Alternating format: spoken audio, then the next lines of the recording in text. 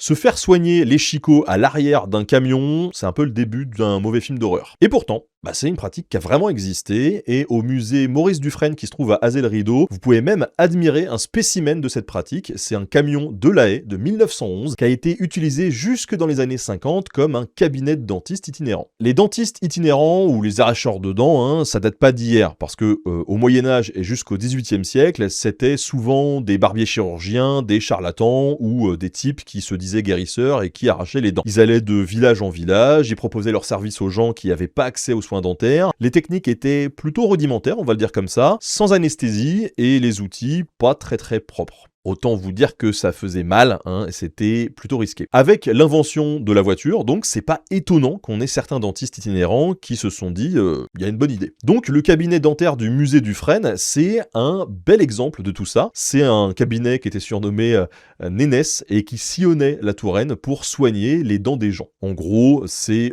l'ancêtre de nos camping-cars et concrètement, c'est un moteur à essence qui a été monté sur une carrosserie de roulotte. C'est un modèle qui date de 1908-1909, qui a été fabriqué par un carrossier de Dijon. Son châssis, il fait quand même 3,5 tonnes, donc c'est un véhicule qui va assez lentement, 20 km/h, pas plus, et c'est assez spartiate. Il y a des roues en bois, des pneus pleins, pas de fenêtre, la conduite se faisait à l'air libre. Par contre, à l'intérieur du camion, on a tout qui est fait sur mesure.